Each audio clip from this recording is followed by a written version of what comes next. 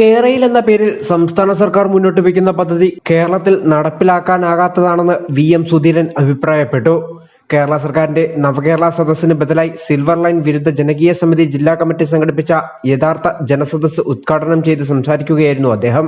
മുഴുവൻ ജനങ്ങളുടെയും ന്യായമായ ആവശ്യങ്ങൾ നിറവേറ്റി സ്വൈര ജീവിതത്തിന് അവസരമുണ്ടാക്കുകയാണ് വികസനമെന്ന കാഴ്ചപ്പാടിൽ ഭരണാധികാരികൾ ചെയ്യേണ്ടത് എന്ന് അദ്ദേഹം പറഞ്ഞു.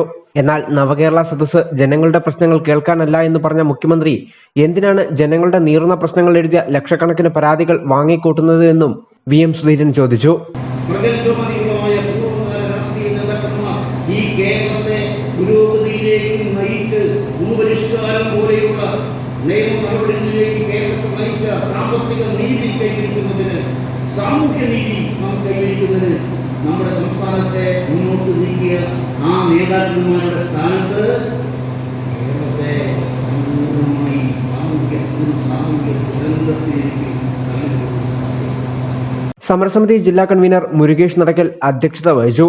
മുൻ എം.എൽ.എ. ജോസഫ് പുതുശ്ശേരി, സമരസമിതി സംസ്ഥാന general convener S. Rajeevan, George Mammen Kondoor, സമരസമിതി കോട്ടയം ജില്ലാ ചെയർമാൻ ബാബു കുട്ടൻചിറ, രക്ഷാധികാരി മിനി കെ ഫിലിപ്പ്, അനീഷ് വരിക്കണ്ണമല, അജികുമാർ കറ്റാനം, ബിനു ബേബി, ബ്ലോക്ക് പഞ്ചായത്ത് അംഗങ്ങളായ ലാലു തോമസ്, ജിജി ജോൺ മാത്യു, ഗ്രാമപഞ്ചായത്ത് അംഗം അനിൽ ബാബു, സുനിൽ മറ്റത്തിൽ, കെ.ആർ. പ്രസാദ്, ശരണ്യരാജ് എന്നിവർ പ്രസംഗിച്ചു. തുടർന്ന് നടന്ന ജനകീയ സംവാദത്തിൽ വിവിധ മേഖലകളെ പ്രതിനിധീകരിച്ച് പങ്കെടുത്തവർ പ്രശ്നങ്ങൾ അവതരിപ്പിച്ചു. News bureau, Pathanamthitta.